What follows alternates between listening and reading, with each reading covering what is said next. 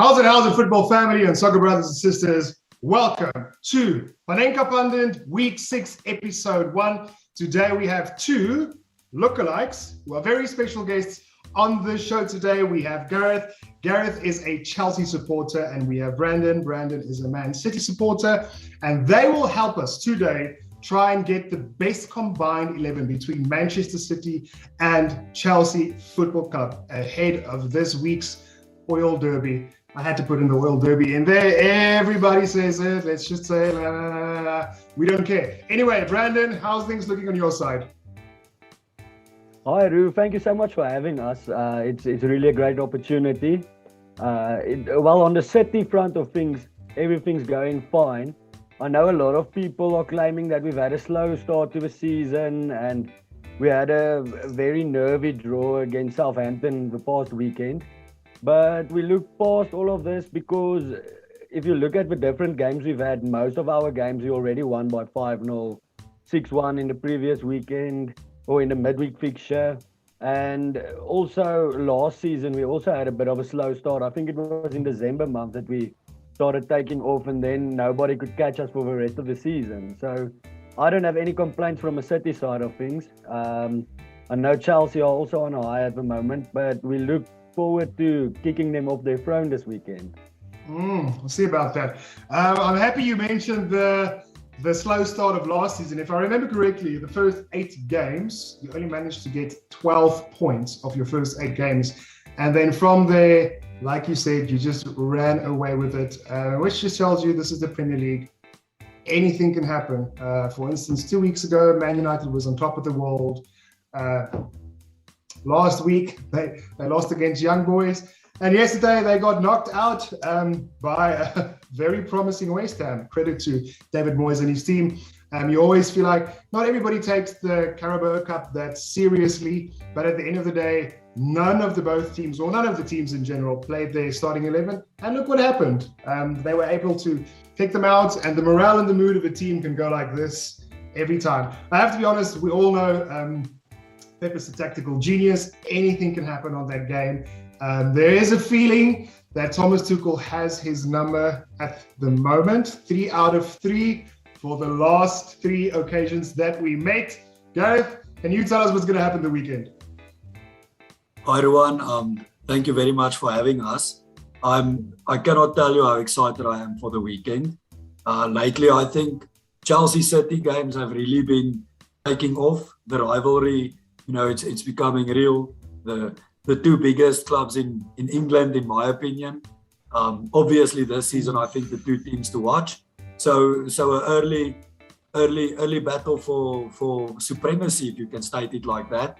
I think Chelsea, like you said, lately we've been having Man City's number. I don't think any club has the same record that we have against Pep, lately especially.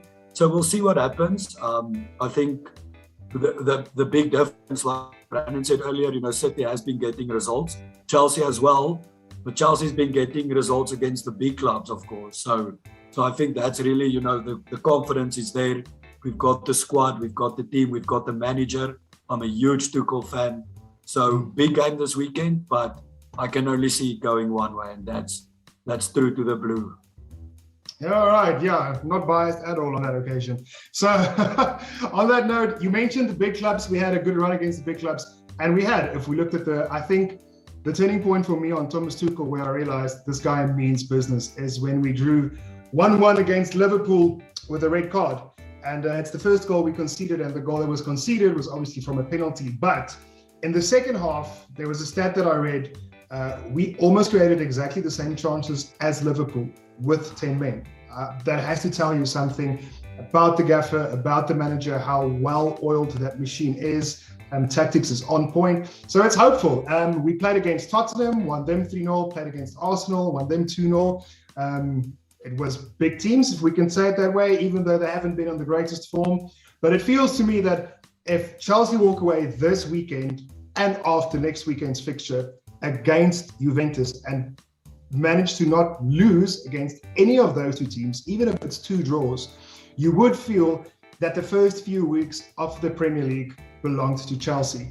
Or not even the Premier League, just Premier League, you can say a Carabao Cup. You can mention Champions League, purely because I think Chelsea had the toughest fixtures in this space of time. So there's obviously good reason for us to feel very confident about that. So before we go into our combined 11, I just quickly want to do a quick recap on the weekend and yesterday's games, obviously, that happened with the Carabao Cup. Unfortunately, Man United got kicked out, I want to say brutally, because West Ham was just so good. West Ham was amazing. It wasn't even their starting 11. They made a lot of changes, and they managed to bottle two goals or two opportunities.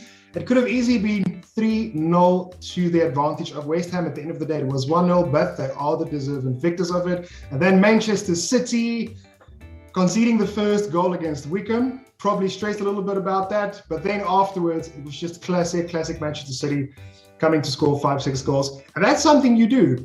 And if we take that with last weekend's result, or the past weekend's result against Southampton, like it feels like, so Brandon, you need to explain this to me, but it feels like you have these huge victories where it's 5-0, 6-0, 4-1, 6-3, for instance.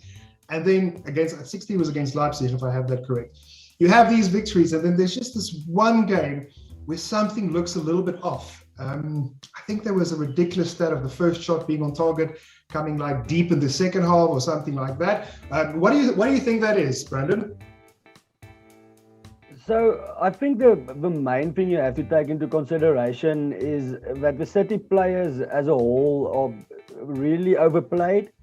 Like, we had a huge season last season where there was a time where it looked like we were going to get the domestic treble and we were well on our way to win the Champions League.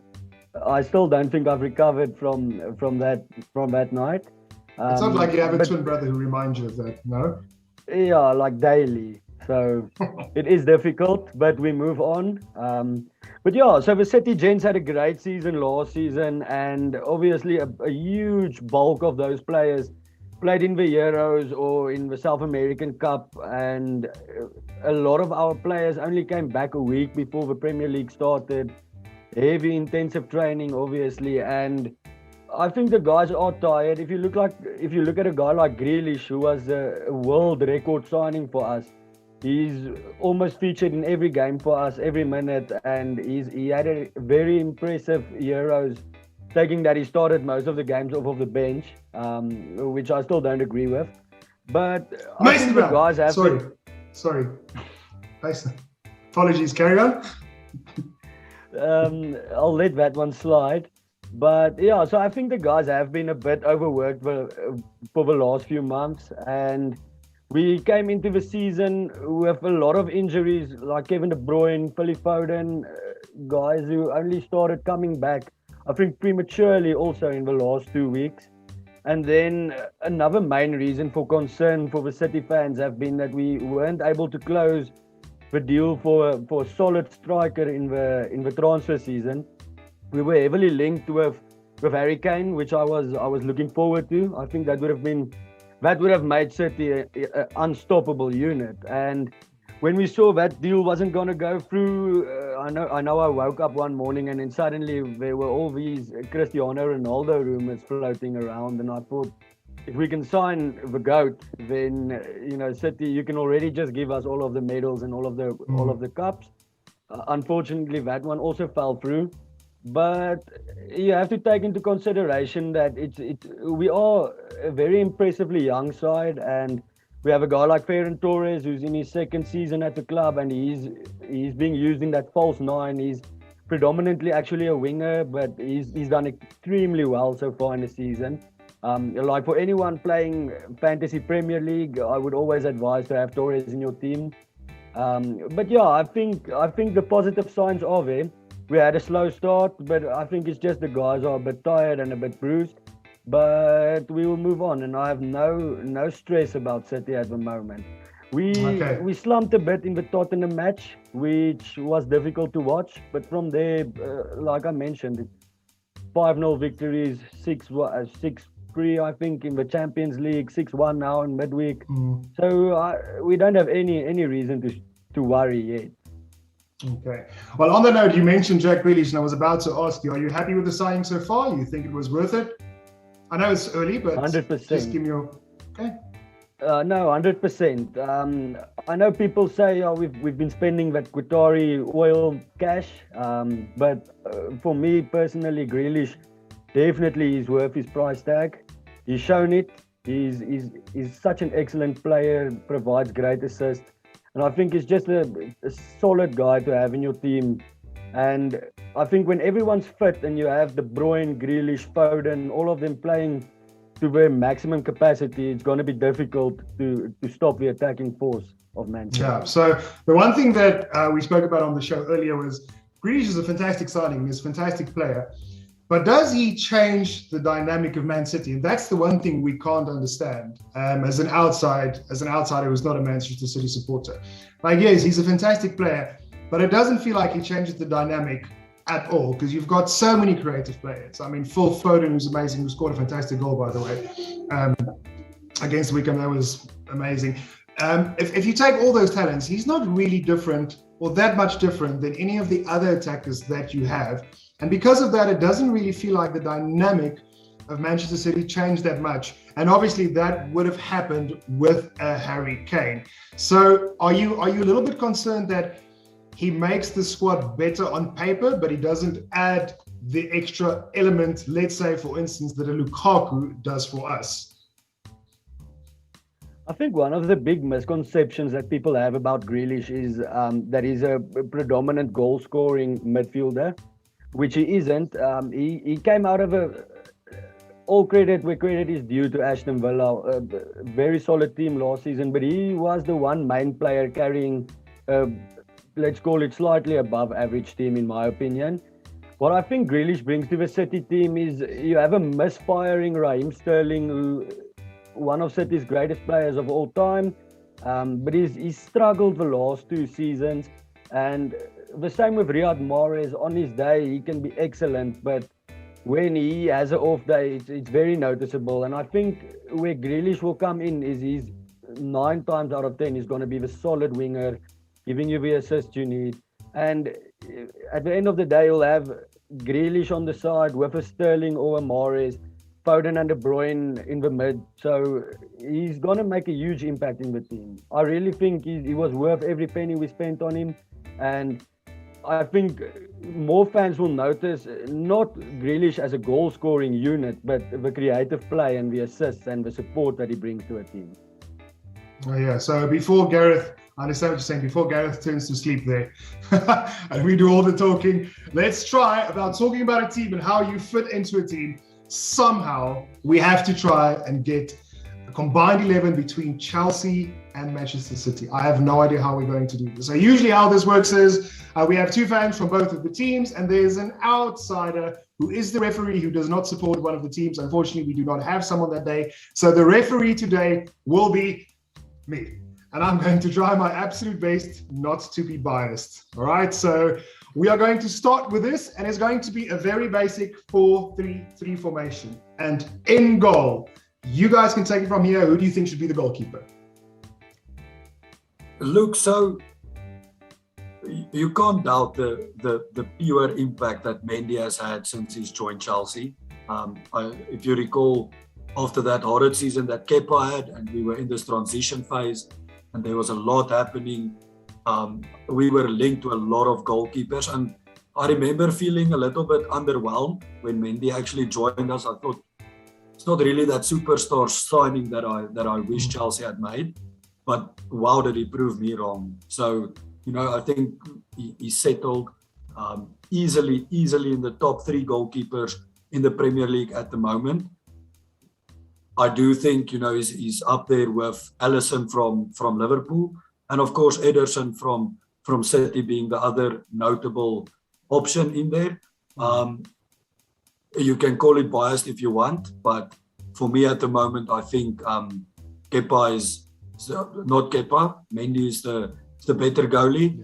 Yeah. You can just look at his record, all the clean sheets. If you have a look at Chelsea's defensive record in the last few games, it's something like 0 conceded, 0 conceded, 1 conceded, 0 conceded. Since Thomas Tuchel came into the Premier League, he has now officially have more clean sheets than goals conceded. And a big reason for that is Mendy. So I saw, Brandon, I couldn't help it. I saw you not agree with that at all. So if we have to do this, we have to decide, are we going to choose on form or just on achievement, let's say the last few years. So the last few years, I will gladly admit, and I'll say that Emerson is a fantastic goalkeeper and he is the better of the two. But based on current form and the last season, and because Mendy did get the Goalkeeper of the Year award, it's very tough not to give him this spot. Brandon, do you think otherwise? Yeah, Ruan, I actually read a post on one of City's Instagram pages this week, and Edison played his 150th cap for Man City, either the Wickham game or the Southampton game on the weekend, and 150 games played, 75 clean sheets.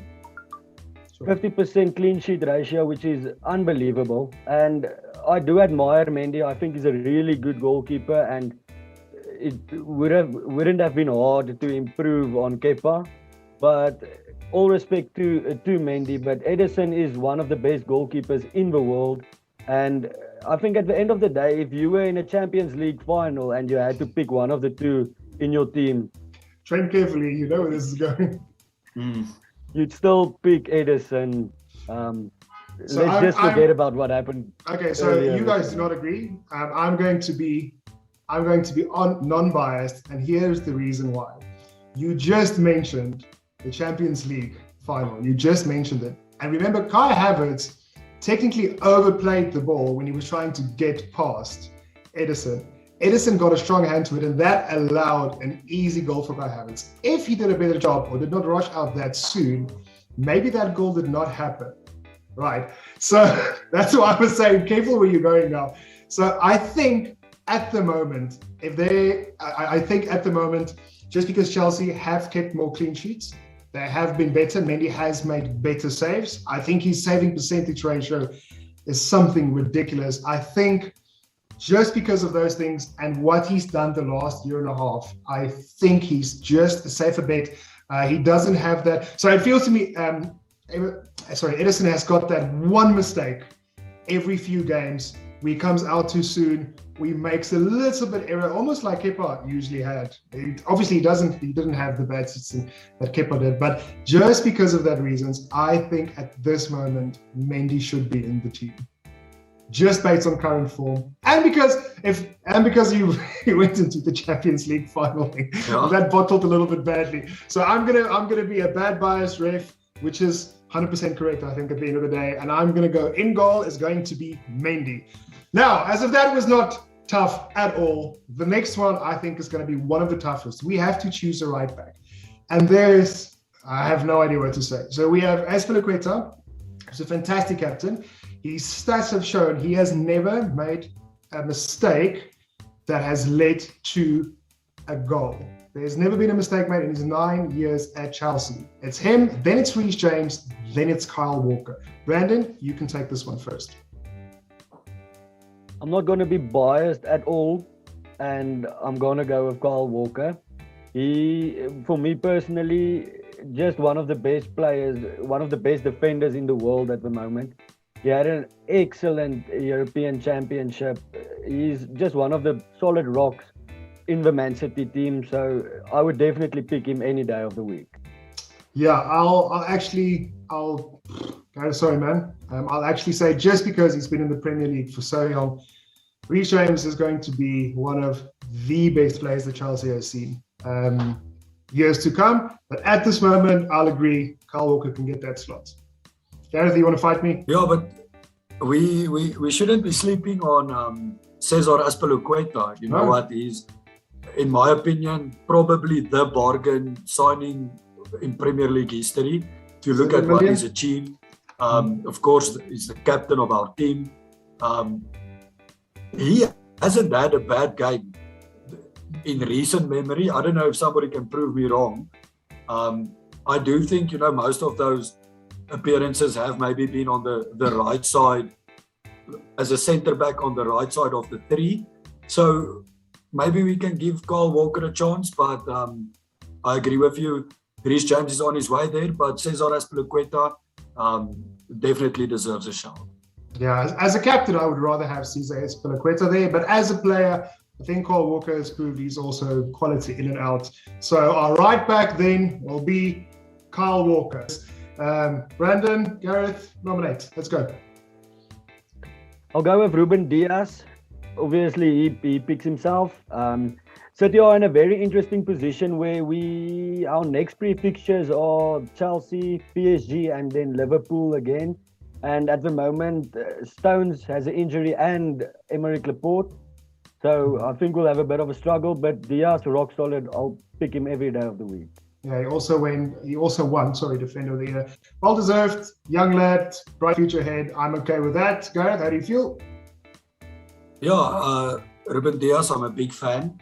I think from Chelsea's, from a Chelsea's point of view, a lot of people would be saying Thiago Silva now because obviously he's going to go down in the records book as one of the greatest of all time. But I'd like to bring Rudiger, into the mix. If you watch, especially the last 2 or 3 Chelsea games, those darting runs that he makes from the heart of defense, transitioning to attack, and he's one of the guys that under Lampard's tenure, it seemed like it was over with him. And since Tuchel has come in, there's a reason Tuchel's been trusting him that much. I think, and just like from a football purist point of view, can you just imagine a Ruben Diaz, Antonio Rudiger centre-back pair? Yeah, no, definitely. So for the two centre-back pairings, let me just get this right. You both are happy with Ruben Diaz as the one and Antonio Rudiger as the second, correct? Okay, and then we go to left back. I think this one might be a little bit easier or more obvious. Gareth, do you want to start this one? Yeah, look, so I just want to give an honourable mention to Ben Chilwell. He's not been featuring a lot. I think after the Champions League final, he had a great game. He went to the Euros. Obviously, his competition was Luke Shaw, who was one of the players of the tournament. But Marcos Alonso grabbed that opportunity. He's been training well. And he really slots perfectly into the formation that Tuchel's playing at the moment. I think if you've got 3 at the back, Marcos Alonso, what an unbelievable wing back. Might be a few questions if he works, if you're using a back 4. Not maybe the best left back in the world, but definitely as a left wing back. That attacking threat that he provides, it's definitely a good shout for Marcos Alonso. Yeah. Brandon? Easy choice. It's got to be Cancelo, also one of the best players of the season last season, and also still a very young player, great defensively, also provides few assists and great attacking option. You've got to pick Cancelo on the left. This is interesting. I don't know what to do here. So I understand, Gareth, I understand your argument with Marcos Alonso. He's been in fantastic shape so far this season, but not as a left wing back. Part of the 3-4-3 system, he's fantastic, but when it comes to defending, it's just not his favorite trait. There's a few moments, even when he ends up one-on-one with someone, my heart sits a little bit in my throat. So I'll agree with you, Brandon, on this one. I think we can give this one to Cancelo. He's a fantastic prospect. Even though I think Ben Chilwell, this is a tough one. Just because Ben Chilwell was so good in the Champions League final, I want to give it to him. But he's not featuring at the moment, so let's give it to Cancelo. So there is our back 4. All right, we have Kyle Walker, we have Ruben Diaz, then we have Antonio Rudiger, and then we have Cancelo. So the problem that I have with this currently is that we have the best defensive record, but we have one defender in that squad. Yeah, it doesn't make sense. But at the end of the day, it's not. Might have to revise our options. But I think we're also coming. I think we're coming to that because obviously the next pick, your defensive midfielder. There's been one player in Chelsea that I think has really made the biggest difference, and in his position, currently one of the best players in the world, if not the best player in the world, and that's N'Golo Kante. And such a great assistant to that defense of Chelsea. I really could not rate him any higher. Well, he's not being played as that lone pivot at the moment. He's not being played as that at all. He's actually being played as an advancing number 8, not advancing number 8, a genuine number 8 who advances up and down the pitch the whole time. So I remember Lampard played him in that same position, just in a different formation. And it didn't quite work out, but everybody was saying he still has that qualities because you can see it in training. And just because, Frank Lampard was an experienced coach, people thought it was wrong. But then somehow Tuchel played him almost the same, just in this different system. And he is phenomenal. So that guy has to be in there. I definitely think.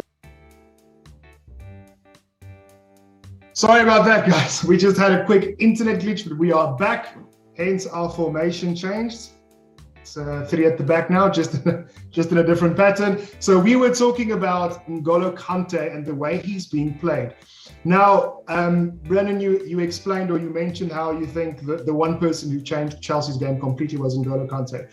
But in this system, in this 4-3-3 system, and the way he's playing now, which is not a lone pivot, would you put him in as a lone pivot, or would you put him in as a number 8?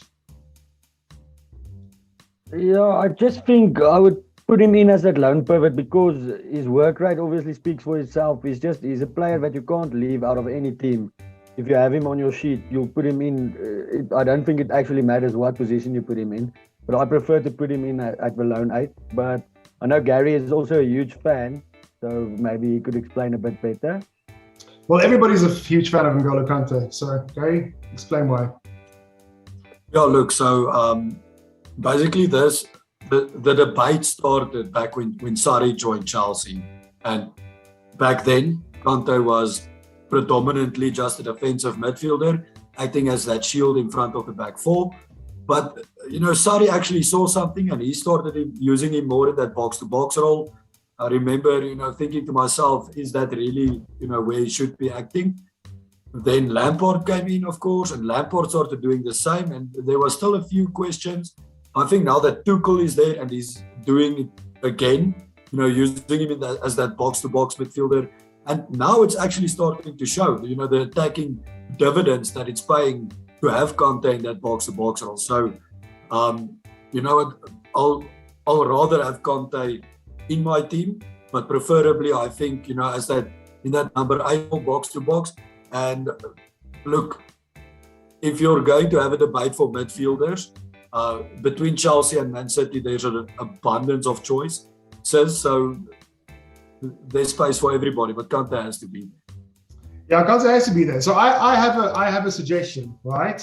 Brandon, this is mainly towards you, who wants to play N'Golo Kante in the lone pivot role. So if you have Kante as the genuine 8 or the genuine box-to-box, wins the second ball, drives the ball, tracks back to get the intercept, etc., or maybe make the good tackle, and you have De Bruyne on the other side, who is an 8/10, right? So that's your creative parts. You have the physical part and the dominance part, and then you have the creative part. And then as the pivot role, I would actually suggest Jorginho in this case. I know he's not everyone's cup of tea. He frustrates me sometimes also.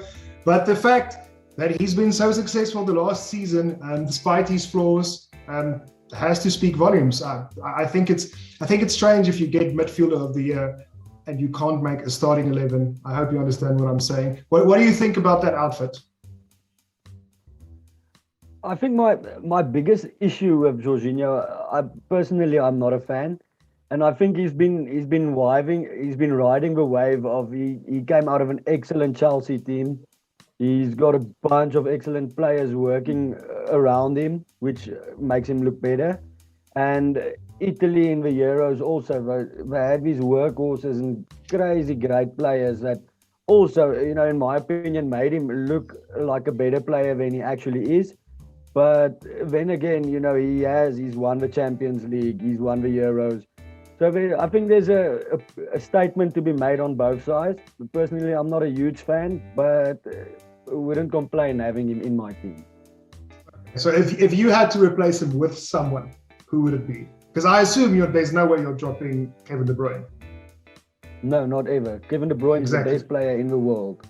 By far. So at the moment that is debatable. He is a fantastic player, so I would have him in the squad immediately. Not even that it's my call, but Gareth, I think you can agree that Kevin De Bruyne is going to be in the squad. Yeah, look, Kevin De Bruyne has to be there. I'll always see him as the one that got away from Chelsea, especially now that we got Lukaku back. I think Kevin De Bruyne is the only one, maybe barring Salah, who also. But I think Kevin De Bruyne, you can't help but wonder what it would have been like if he was still there. He needs to be in this team. Him and Kante, look at the more defensive, the more defensive role. You basically have to choose between Fernandinho, who's about 36 or something this year, or Rodri, who really hasn't impressed me that much. I think Jorginho, if you look at him in that role, he might not impress people a lot, but what he actually brings, especially in a Tuchel formation, because we've got that third centre back, he's a deep lying playmaker. So he does his defensive duties. He's a workhorse. That's why you don't see that flair that much. But then from deep, he's playing those balls in. He brings that extra dimension to the team. I think he'd be an excellent addition to this team. So, Brandon, would you consent to naming our three midfielders: N'Golo Kante, Jorginho, and Kevin De Bruyne, or would you like to switch out Jorginho with someone else? No, I think I'll consent. I think it's a very solid midfield three. I think there is a point to be made about Rodri. Gareth said he wasn't impressed with Rodri, but I think he's a very good player. Also still very young. But if we go current form, then those are definitely the three best midfielders between the two sides. Well, there can be an argument made saying, you can even say that might be the three best midfielders in the Premier League at the moment, just based on form and what they have achieved recent year or recent years. So that is a solid team so far, guys. So we have N'Golo Kante as the genuine 8-to-8 box player. We have Jorginho as the lone pivot. And then we have the one and only Kevin De Bruyne as the creative player. Now we go to the forwards, right? So before we start to the forwards, I would just like to throw a suggestion in here. Let's just start and choose the number 9 done from the start, because the wingers is going to be very, very difficult. And I think we all can agree that when it comes to number 9, Lukaku is going to be the first option, correct? Definitely. Lukaku. Look, that guy.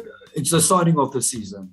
It was written in the stars. It was time for him to come home, and he just hit the ground running. I think he's the form forward in the Premier League at the moment. At the moment, yes, correct, because Harry Kane does not look like he wants to be at Tottenham. But anyway, that's a topic for another day. So Lukaku is our number 9 now. I have absolutely no idea how are we going to choose the wingers or the attacking man on the side, because there is an abundance of players. I think the easiest way is just to make up a monkey puzzle, put up finger on one and then choose it. But unfortunately, we can't. We have to choose someone. So I think let's do it this way. Brandon, you can choose one player from Manchester City. Gareth, you can choose one player from Chelsea. Or wait, let's make this interesting. Gareth, you are allowed to choose one player from Manchester City, and Brandon, you should pick one player from Chelsea to do this. All right. So, it's difficult. I think Raheem Sterling comes to mind immediately. Because you match him with City for all of these years. He's not really been in the best of form lately. It kind of looks like he may be on his way out at City at the moment. So we did touch base with this guy a little bit earlier, but I think it has to be Jack Grealish. Actually, the guy looks like he kickstarts Boeings for in his spare time. He's just an unbelievable asset to any team. A chance creator. Look, not necessarily finishing, but we've got Lukaku to do that in the team anyway. So I think if you've got Grealish there on the left-hand side, he's going to be creating chances for days, especially having De Bruyne there in the midfield as well. He brings the flair. He's a fan favourite. I think what a shout for Jack Grealish. Yeah. Okay, so you would rather have Jack Grealish than Raheem Sterling. Okay. Interesting. Based on form at the moment. I understand. Brandon, do you agree with your brother? Yes, I do actually. It depends on which form you're going with, because if you take Jack Grealish, overall he's been so solid, but Raheem Sterling's form for England is second to none. He's been scoring freely. in the Euros. I don't really follow the international friendlies, but he's been scoring. He's got a handful of goals that side also. But if we go on current form in the Premier League and in the Champions League this season, then it has to be Grealish. And once again, showing his worth, every penny that we spent on him. For interest's sake, Gary, who would you choose on the wing from the Chelsea side? Okay, you see, because he doesn't know the Chelsea players, it seems. I think it's difficult because basically it's got to be either Mason Mount or Kai Havertz. Kai Havertz on the one side, I think he's the next big thing at Chelsea. We wouldn't have spent that amount of money on him if we weren't sure that he's going to deliver. And really, this season it looks like he's coming into his own. He's really starting to adapt to the formation, and the attacking potential that he brings. You can't really fault that. On the other hand, we've got Mason Mount, who personally my favorite Chelsea player at the moment. All of the managers that he's been working with, everybody, the same message keeps on coming through. Listen, there's something special about this guy. His pressing, his work rate, it's unbelievable. I think if you want to bring a finisher into the team, you might look more Harvard side, but like an overall presence and, somebody that brings a little bit of everything, it's got to be Mount. It's such a difficult choice. That's why I'm glad Dannon has to make it. Yeah, so I actually want to add on that. I had a chat with somebody earlier who said the best Mason in the Premier League at the moment is Mason Greenwood. And I said, well, he's in good shape and he's in good form at the moment. But so far, Mason Mount, exactly like you said, will play himself into every single team. And it's because of that excellent energy. It's because of that work rate. He came up in the game in Aston Villa after it didn't really look like we were scoring. He replaced N'Golo Kante while he was subbed off the week prior to be replaced by N'Golo Kante. And just like N'Golo Kante changed the game the first game, the second one, Mason Mount changed the game. So I understand that. I just needed to add that point quickly there. So Brandon, basically you have the choice of the person who either assisted in the Champions League final to the goal or the person who scored the goal. So who would you want in your team now? If you had to play a final at this moment, would you want Mason Mount or would you want Kai Havertz? Yeah, so I'm a very, very big Mason Mount fan. I think it's a bit of Gary that rubbed off on me. But I've always also been a very big fan of Kai Havertz. I remember talking to Gary when they just made the signing, and I said 80 mil, it was around about 80 or 80 plus million. He's 21 years old, or I can't remember his age, but I asked Gary, do you think this guy, it's not like he's coming from a Bayern Munich or like the top club in the Bundesliga, and the Bundesliga, it's a one team, maybe a two team league. But I remember Gary telling me that this guy really has that something special, and always been a big fan of him. I know he had a very difficult start to his Premier League career. And he broke my heart in the Champions League final.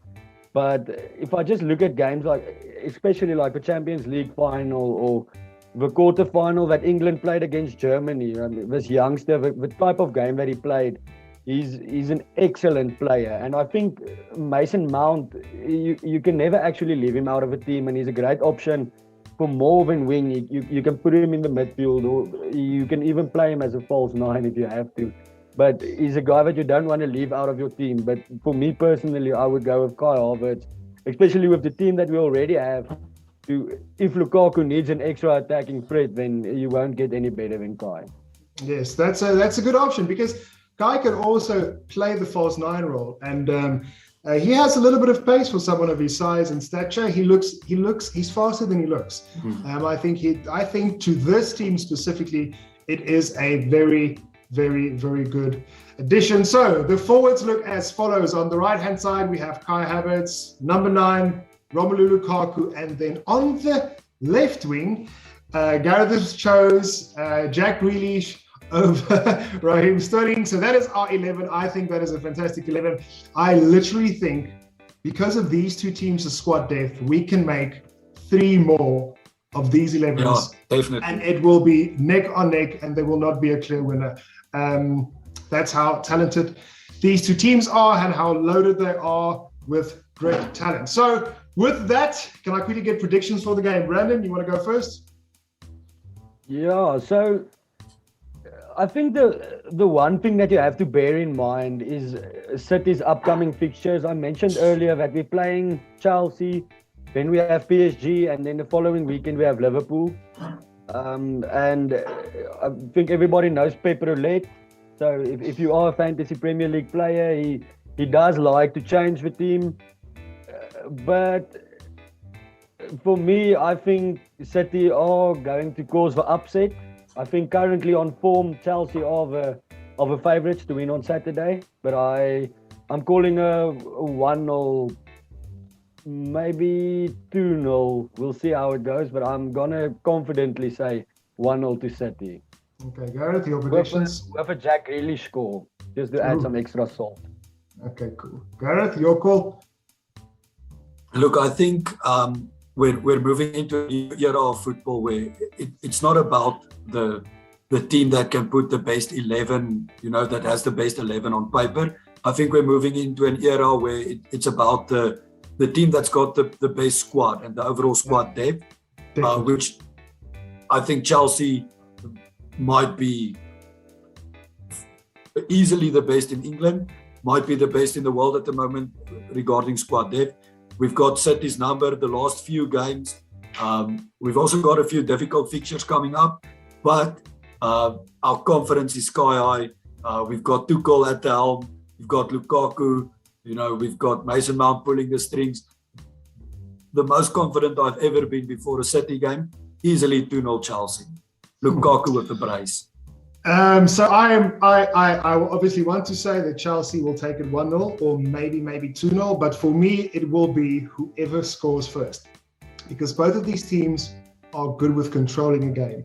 Chelsea is very good with defending a lead, and Man City is also good with defending a lead and also coming back from behind. That is something Chelsea is not that good at. It's not really well known to come from behind, even though they did. I think it was 2-1 in the last Premier League fixture. We met you guys. Ziyech scored, and in the last minute, Alonso got a big deflected shot off Hudson-Odoi, and it went to the corner. So for me, it's going to be whoever scores first is going to win this game. So hopefully it will be Chelsea. If it's Manchester City, I think they might just have the upper hand on it. And then Gareth, I just quickly want to come back to you about the squad. You mentioned that you think Chelsea have the best squad in the world.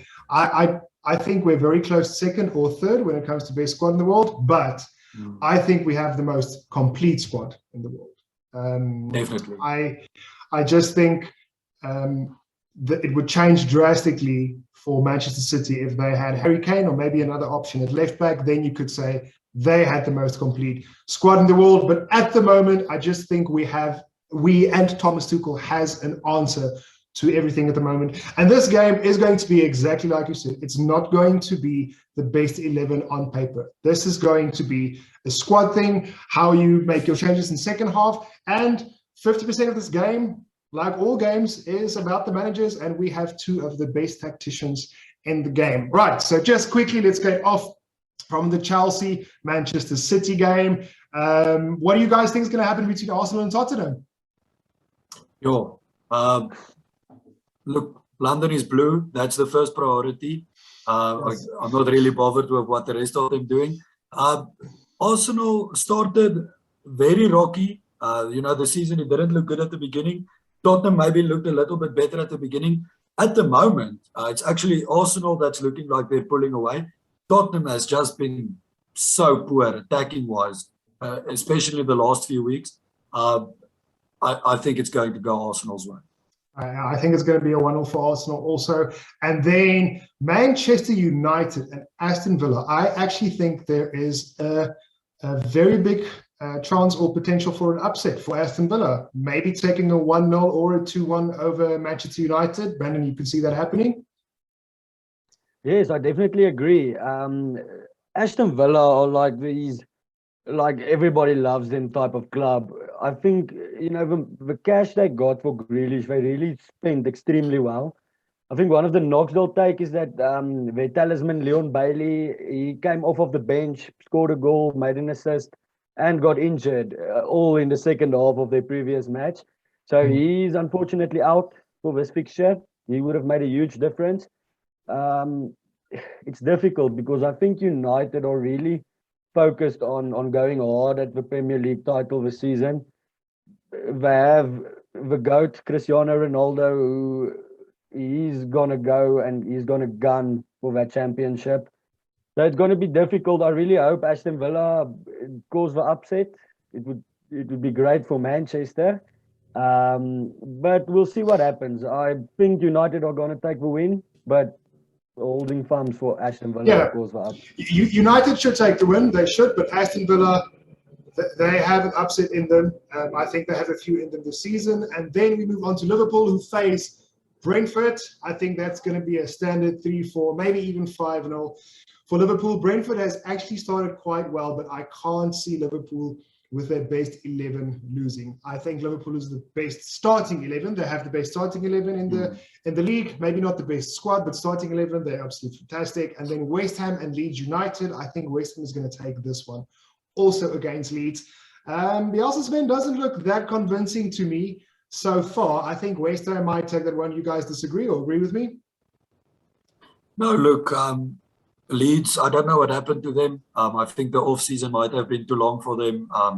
They definitely haven't regained the form that they were so well known for last season. And West Ham, just credit to what David Moyes is doing over there, especially Mikel Antonio. He's just been, he started the season with an absolute bang. Benrahma in the midfield, their defense has been well up. West Ham could be one of the dark horses for the season. Definitely, absolutely, definitely. So far, things are going. But on that note, Brandon and Gareth, thank you guys so much for joining in on the show, talking your wisdom, debating your combined 11 between Manchester City and Chelsea. We will definitely do this again when the next Oil Derby starts. But for now, that's all that we have. Thank you guys for watching. And always remember to chip the keeper.